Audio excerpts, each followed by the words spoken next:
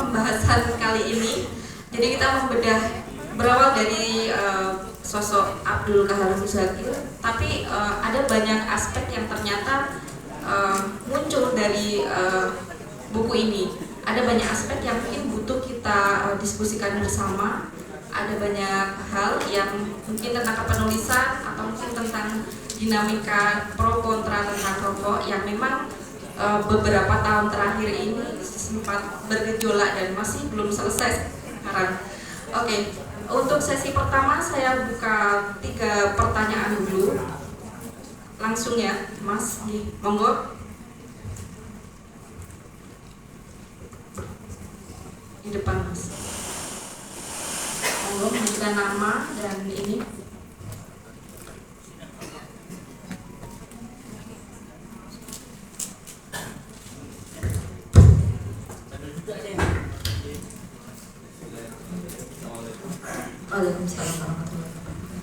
Assalamualaikum warahmatullahi wabarakatuh. Perkenalkan, nama saya Setio Hadi yang sering dipanggil Mas Yogi, bergerak di literasi sejarah di Yayasan Bumi Puger Persada. Saya pertama-tama mengapresiasi bahwa penulisan tentang Bapak Qahar, saya juga pernah berinteraksi dengan beliau, bahwa ini merupakan bagian dari historiografi sejarah Jember. Karena apa? Mengungkapkan banyak hal yang terungkap di tulisan Mas Oriza dan banyak hal yang bisa diperjelas dan bukan hanya tentang tembakau. Ini kalau terkait dengan kita bergerak dengan literasi itu bagi saya banyak alasan. Literacy is a lot of reasons atau banyak alasan. Kalau Pak Kadis tadi khawatir dengan beban bed Jember karena ada undang-undang, seharusnya beliau itu lebih beban tentang sejarah Jember yang ada dalam bed itu. Di bed itu, apalagi terkait dengan banyak hal, kontribusi dari penulisan ini saya kira sangat besar untuk penulisan sejarah Jember. Walaupun dalam bentuk biografi dan atas inisiatif dari family atau keluarga, itu suatu hal yang sangat kita apresiasi besar. Apalagi kalau ada misalnya minimal 5 keluarga yang melakukan hal kayak gitu. Terkait dengan beban yang berat di ini, sebenarnya tahu nggak sih kita asal usul dari lambang tersebut, kenapa kok sampai di situ lah? Sebetulnya di situ seperti yang saya katakan, literasi adalah banyak alasan. Dan di situ juga muncul banyak alasan, bukan hanya sekedar tembakau. Tapi kenapa tembakau itu menjadi suatu yang tumbuh berkembang di Jember dan tidak di lainnya jauh sebelum 1 Januari 1929. Pemerintahan juga sudah ada dan sebagainya. Artinya di situ kalau saya bergerak di literasi sejarah itu mengandung banyak aspek. Aspek pertama itu peristiwa-peristiwa yang banyak diungkap, terutama ya saya sudah pernah membaca tentang tembakau, bukunya Pak Qahar ini yang ditulis Mas Oriza, itu banyak aspek bahwa tembakau itu sudah sebelum abad 20.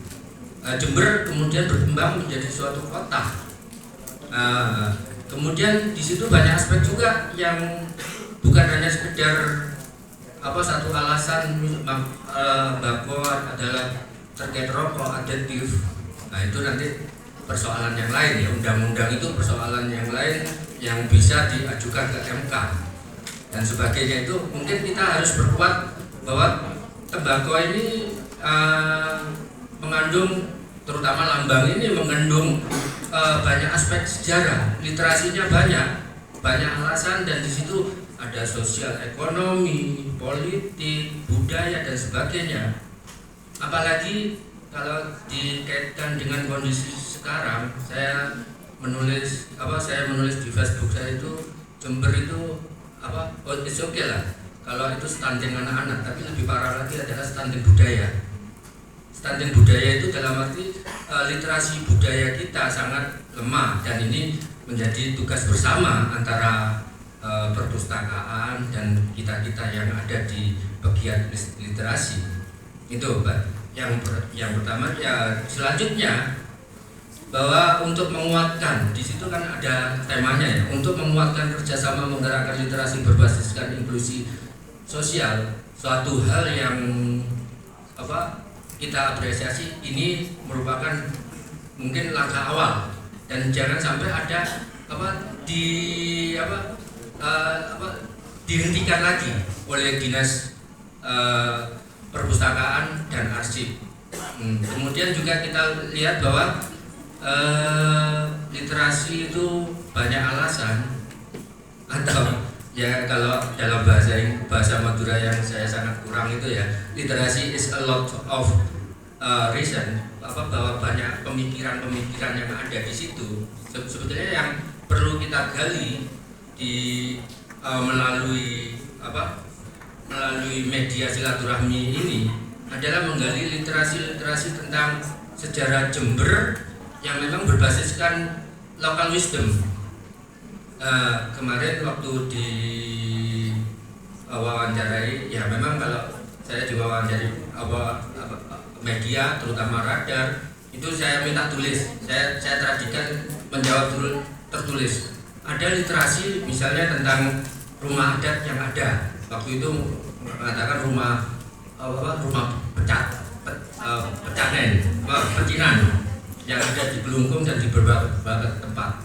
Itu kan juga dampak-dampak dari perkebunan dan sebagainya. Jadi sebetulnya banyak juga naskah-naskah kuno yang berkembang, dan itu yang perlu digali.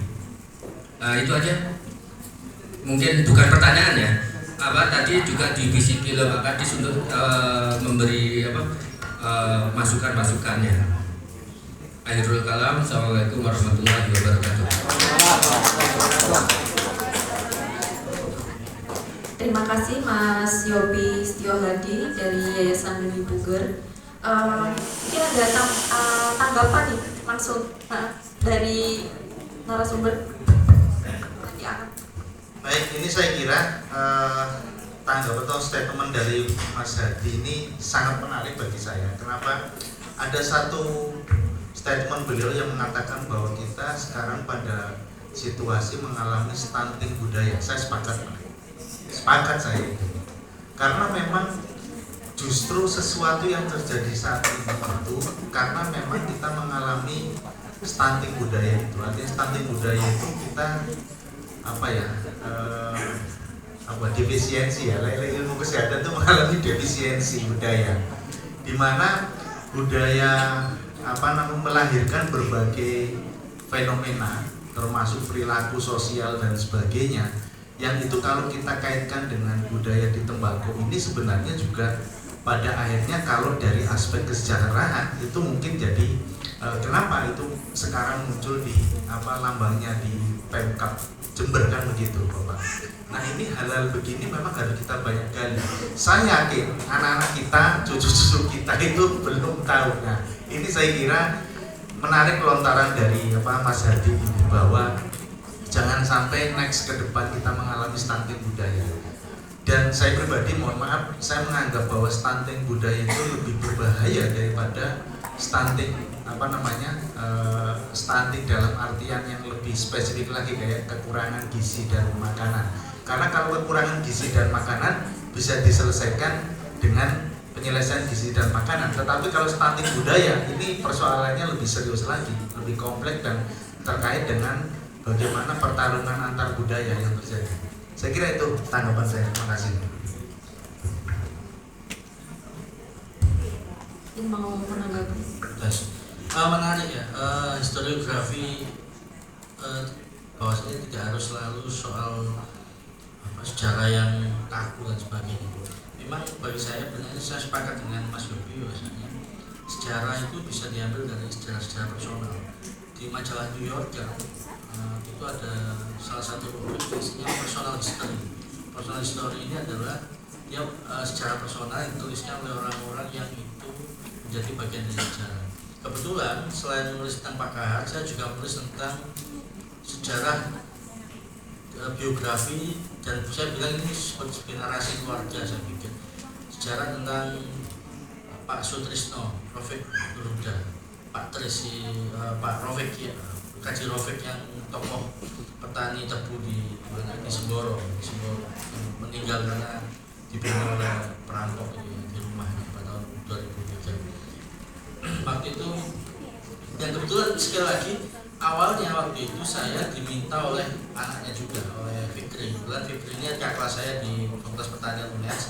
Sebelum bapaknya meninggal, dia meminta saya dan beberapa teman, termasuk Mohib Junaidi, kemudian beberapa teman lagi, untuk menulis sejarah ayahnya waktu itu. Dan kebetulan sebelum buku itu selesai, ternyata ayahnya sudah meninggal karena dibunuh perampok. Akhirnya saya teruskan karena sebagai bentuk pertanggungjawaban saya sebagai seorang teman yang sudah menyiarkan, saya akan menulis tentang sejarah ayahnya. Dan di situ saya bisa menemukan bahwasanya secara personal seorang Haji Rofik itu sama saja kita menceritakan sejarah tentang Jember, tentang bagaimana perlawanan para petani tebu terhadap Belanda, kemudian bagaimana sejarah tahun 1957 itu kan ada peralihan nasionalisasi pabrik-pabrik gula dan nasionalisasi perusahaan-perusahaan Belanda menjadi milik Indonesia dan sebagainya.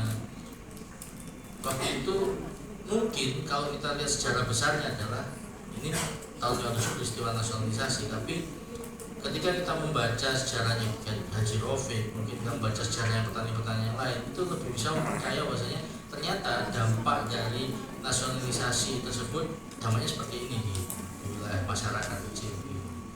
Ini yang saya temukan ternyata, dan saya sepakat dengan Mas Yopi bahwasanya hari ini sejarah itu bisa ditulis di mana saja. Dan ketika kita menulis soal narasi keluarga kita pun, ini sebenarnya bagian dari untuk membaca ulang sejarah itu menurut konteks sosial kita. Oleh saya kan sama Zuhana dan kemudian sama Hakim itu, saya selalu meminta pada Hakim ini menarik di Kalisat ya. Salah satunya Hakim ini menarik. Zuhana dan Hakim ini kan menulis tentang sejarah lokal Kalisat, tentang batu, tentang Kadang Kumuh dan sebagainya, hal yang gak terpikir oleh banyak orang gitu. Terakhir juga menulis buku tentang ayahnya sendiri kan Hakim. Artinya di Jember ini ada 3 orang yang sudah tulis buku tentang narasi keluarga. Hakim tulis tentang ayahnya, Ibrahim, kemudian Pak Kahar, dan kemudian Kaji Rofik. Dan semuanya kalau kita bisa membaca konteksnya itu justru melengkapi sejarah Jember modern. Karena kan sebelum kalau Jember lama tentu orang-orang arkeolog dan sebagainya paham. Tapi kalau Jember modern yang menyangkut sosial kemasyarakatan, terutama kaitan dengan pertembakauan dan hal-hal lain Jember, itu bisa dilihat dari sejarah keluarga, terutama tokoh-tokoh masyarakat saat itu. Oleh sebab itu mungkin karena kebetulan hari ini sebenarnya intinya adalah silaturahmi literasi, dan ada banyak pegiat literasi yang saya hormati di sini. Saya pikir mungkin kita ke depan harus mendorong untuk penguatan secara lokal, supaya paling nggak seperti kegelisahan yang diungkapkan Mas Yopi tentang stunting budaya yang itu diawali dengan istilahnya defisiensi literasi dari Pak Edi Merdeka, itu bisa kita minimalisir.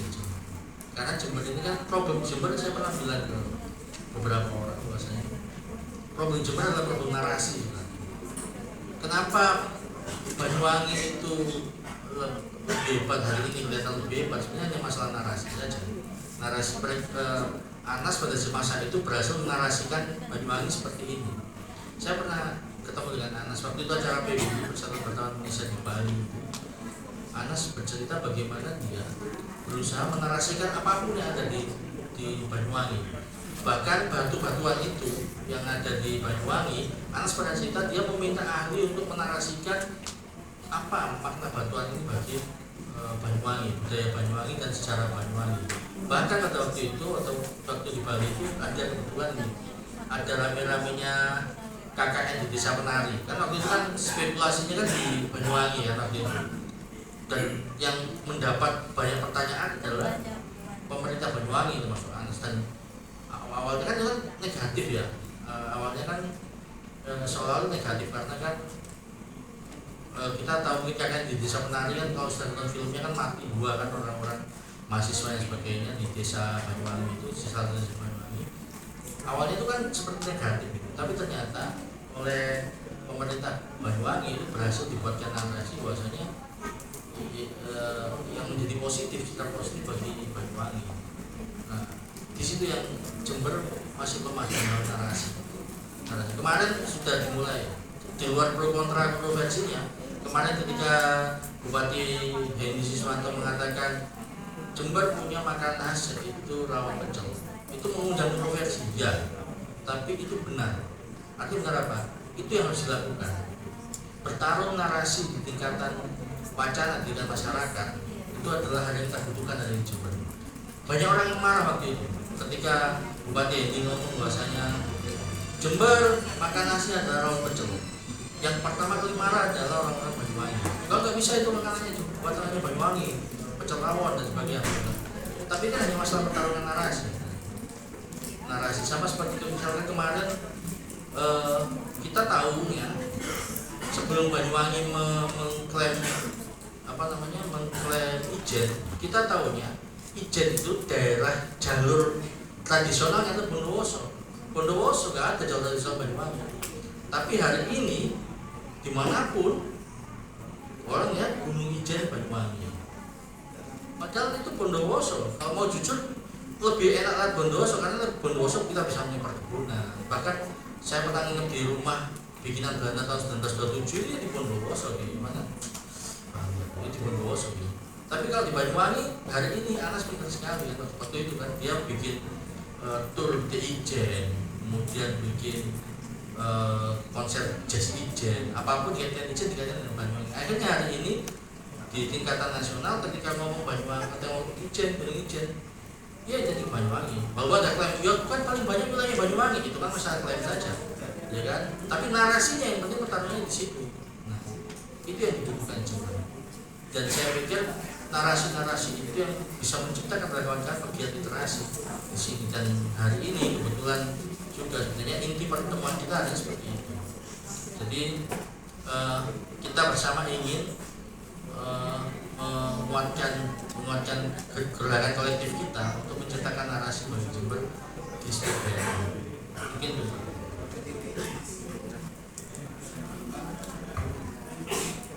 Daus mungkin mau menambahkan. Baik, sedikit saja saya dari mulai tahun 2002 saya menulis. Dari tagline di dalam semboyan saya adalah menulis di setiap saat. Tetapi tentu karena saya adalah akademisi, maka yang ditulis adalah sering hal-hal yang sifatnya formal.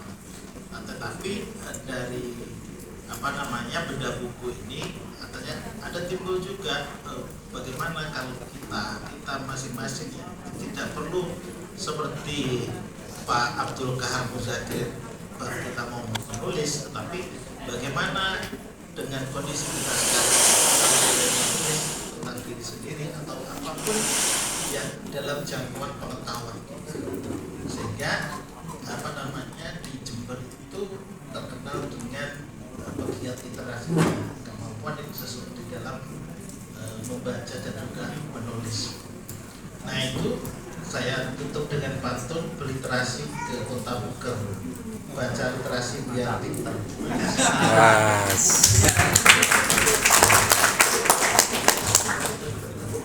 Ya, mungkin ada yang mau bertanya lagi. Waktunya masih ada kesempatan untuk bertanya. Monggo Mas.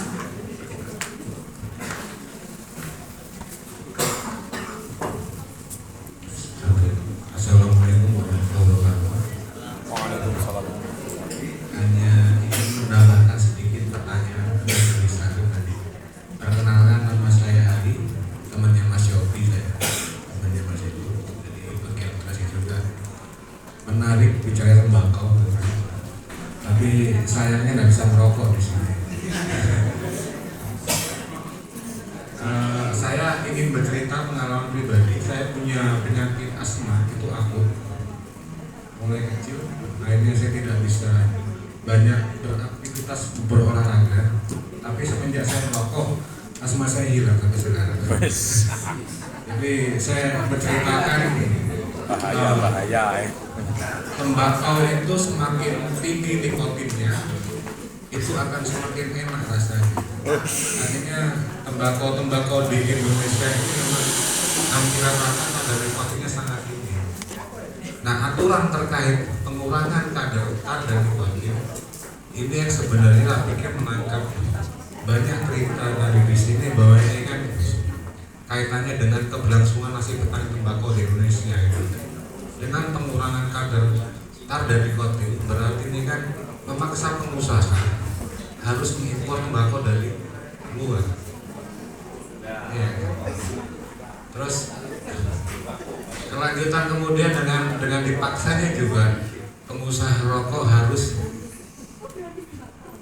ditarik dengan cukai yang sangat mahal. Ini kan beban ke kita. Akhirnya sekarang rokoknya semakin mahal gitu kan. Alhamdulillah masih rokok kretek saya sampai hari ini gitu kan. Paling tidak saya masih bisa membantu ya kan orang-orang yang bekerja di pabrik rokok kretek. Nah, ini banyak sekali tadi saya menangkap bahwa sebenarnya yang mau diceritakan hari ini adalah bagaimana keberlanjutan nasib petani tembakau di Indonesia. Jember sendiri sebenarnya sebagian besar banyak ditopang dari tembakau. Yang kedua, sektor pekerjaannya atau saya pernah membaca kalau tidak salah hampir 70% mungkin warga Jember ini tergantung dari tembakau. Baik itu juga perkara-perkara yang subsidi untuk APBD itu mungkin juga bisa jadi dari tembakau. Nah, jika misal undang-undang disahkan, ini kan pertanyaan kemudian ini kan akan terjadi problem di sana kan. Akhirnya kan memang nggak mungkin juga akan mengalihkan petani tembakau ke petani cabai gitu. Ini akan sangat kesulitan. Kalau tembakonya kita impor semua dari luar, ini kan akhirnya semuanya akan mati dari tembakau. Padahal tembakau ini saya pikir bukan hanya sekedar perkara perkara zat adiktif. Sekarang kalau dibandingkan, kenapa gula tidak masuk? Padahal kalau dilihat itu kan gula juga banyak membunuh orang gitu ya. Nah, ini tak pikir masalah bagaimana keadilan dalam hukum saja. Sekiranya gitu saja Pak, mungkin yang saya pahami soal tembakau begitu, selain pengalaman pribadi, tapi juga memang tembakau ini adalah salah satu penopang kehidupan masyarakat di Indonesia. Terima kasih. Wassalamualaikum warahmatullahi wabarakatuh. Waalaikumsalam warahmatullahi wabarakatuh. Terima kasih Mas Hari. Mas Eko dulu. Mas Hari, oke, Mas Hari, menarik yang disampaikan oleh Mas Hari, apalagi beliau ngalami sendiri ya. Mas, jadi kalau barangkali jenengan pernah baca bukunya Dr. Nasim ya terkait apakah bukunya itu judulnya Benarkah Merokok Itu Haram ya? Nah, Benarkah Merokok Itu Haram? Itu beliau di situ mengupas cukup detail tentang aspek kesehatan ya dari tembakau itu yang kemudian jadi rokok. Itu menarik dan ternyata kalau saya membaca ulasan beliau gitu ya, ternyata ya ada beberapa poin yang disampaikan oleh beliau di situ kan mengatakan bahwa tidak terbukti bahwa rokok itu bisa menimbulkan penyakit sebagaimana tertera di rokok itu ya Mas ya. Kemudian memang kalau rokok itu di poin 2 beliau menyebutkan bahwa yang terbukti adalah menimbulkan penyakit PPOK Mas, paru obstruktif dan kronis. Nah itu kalau dari hasil riset beliau ya, penelitian yang ada dan juga dari beberapa peneliti ya, yang itu seperti penyakit bronkitis dan sebagainya. Dan juga di poin ketiga di situ tuliskan tidak terbukti menimbulkan kematian. Nah ini penting ini. Jadi ada ceritanya tembakau jadi rokok kemudian menimbulkan kematian tidak. Nah ini saya mau menyampaikan apa yang tertulis di buku beliau itu. Apakah merokok itu haram gitu ya? Ini memang itu jadi landasan ilmiahnya kemudian basis teoretikalnya referensinya lengkap di situ yang dituliskan oleh beliau ya. Kemudian Di situ juga beliau menyampaikan kenapa sih sekarang ini ternyata tembakau itu menjadi kambing hitam, ya, kambing hitam. Karena memang ini belajar dari kejadian dulu di Amerika Serikat. Itu kan ketika minyak kelapa itu memang dikorbankan untuk kepentingan munculnya minyak jagung dan minyak kedelai. Itu. Sehingga kemudian waktu itu kampanyenya adalah minyak kelapa itu tidak sehat, menimbulkan penyakit. Nah, kayak begitu. Narasi ini yang kemudian dikembangkan terus dengan berbagai variannya itu, yang akhirnya hari ini minyak kelapa dianggap minyak yang tidak sehat, padahal jelas-jelas minyak alami kan begitu. Nah, ini real fakta yang terjadi. Nah, ini yang saya kira tadi kalau Mas Hari menyampaikan bagaimana ini kita menyikapi. Gini Mas, jadi di dalam tembakau itu kan ada kandungan namanya zat stimulasi, ya, zat stimulasi. Ini yang kemudian juga ada namanya zat pembentuk aroma. Nah, sebenarnya adanya kandungan zat stimulasi dan pembentuk aroma ini yang kemudian punya potensi untuk dikembangkan ke berbagai macam produk. Nah, ini saya kira ketika menyiasati adanya tekanan-tekanan yang luar biasa begitu, sebenarnya di dalam tembakau itu, di dalam daun tembakau itu ada kandungan-kandungan yang disebutkan tadi. Jadi ada kandungan yang namanya zat stimulasi, ada kandungan yang namanya zat pembentuk aroma. Nah, apa sih manfaatnya? Ada banyak varian yang item produk yang bisa dihasilkan dari situ, Mas. Jadi selain produk-produk yang sudah beredar sekarang ini kayak semacam jadi essence, ya, yang kemudian jadi produk pavé, ya, rokok listrik itu kan sebenarnya bukan produk inti dari tembakau, tetapi produk grade sekian yang kemudian dijadikan bahan untuk cairan pavé. Ini juga dalam rangka meminggirkan itu. Nah, mau tidak mau memang nanti seluruh bagian dari tembakau itu akan bisa digunakan. Ini efek positifnya seperti itu. Kalau sekarang bicara tanaman tembakau itu identiknya adalah yang hanya bisa dipakai cuma daun. Daun pun itu kan daun apa istilahnya? Daun tengah, ya, sampai ke atas, sampai pucuk yang dianggap paling bagus, ya. Nah, ini ternyata kalau dengan adanya produksi essence ini itu bisa dari berbagai macam bahan, artinya bukan hanya justru dari daun, bahkan batang yang tidak selama ini tidak digunakan, gitu ya. Kemudian yang kedua, Bu sekalian, itu juga bisa menjadi produk biopestisida. Nah, selama ini sudah ada beberapa dikembangkan biopestisida, karena begini, ternyata kandungan yang ada di dalam tembakau itu kalau dimanfaatkan untuk produk biopestisida itu tingkat efektivitasnya tinggi, Bapak Ibu sekalian. Ada beberapa riset sudah itu setara dengan, mohon maaf, kalau di bahan pestisida kimiawi itu ada namanya bahan aktif itu imidacloprid. Nah, itu setara dengan imidacloprid. Nah, kalau setara dengan imidacloprid itu efektif untuk pengendalian jenis kutu-kutuan. Nah, ini saya kira juga penting untuk kita pikirkan, untuk dimanfaatkan untuk ke sana, ke biopestisida nabati di situ. Kemudian juga bisa menjadi produk yang lain seperti antibakteri. Ini saya kira saya sedang dengan teman-teman di Malang itu mencoba terus mendiversifikasi kemanfaatan dari tembakau ini. Artinya apa? Bahwa ini ada sebuah optimisme dari daun tembakau, dari tanaman tembakau ini bisa menghasilkan berbagai varian produk yang selama ini konvensional hanya identik dengan produk ini saja, daun tembakau saja. Saya kira itu Mas Hari, ya, yang bisa saya tambahkan. Oke, monggo.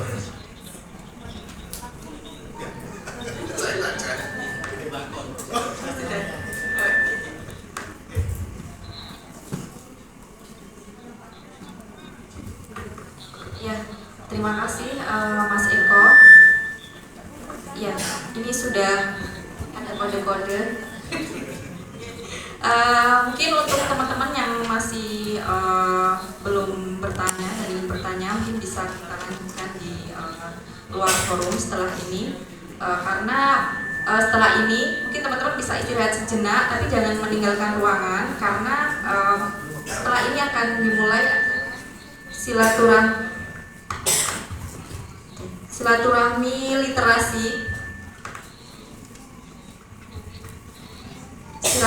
literasi dengan para pegiat literasi di Jember. Nanti akan dipandu oleh Mas Oriza Ardiansyah bersama Mas Hakim. Ada juga nanti ditemani Pak Fauzi selaku Kepala Dinas Perpustakaan Daerah dan Arsip, untuk kita saling ngobrol tentang pegiat-pegiat literasi di Jember. Kita juga pengen kenal, Bapak dari Perpusda juga pengen tahu apa sih selama ini keresahan teman-teman literasi di Jember itu seperti apa. Jadi mungkin kita nanti akan nyusun manifesto juga ya Mas, bareng-bareng buat kedepannya akan kita lakukan bersama. Oke, saya simpulkan beberapa hal yang sudah dibahas tadi. Narasi sebuah kota tidak bisa lepas dari sejarah-sejarah kecil yang melingkupinya. Belajar dari sosok almarhum Abdul Kahar Muzakir, selayaknya kita bisa mempelajari teladan beliau untuk menjadi pembelajar sejati yang terus berupaya untuk melakukan riset dan memberikan sumbangsih terbaiknya untuk dunia literasi di Jember, Indonesia dan juga internasional. Terima kasih. Assalamualaikum warahmatullahi wabarakatuh.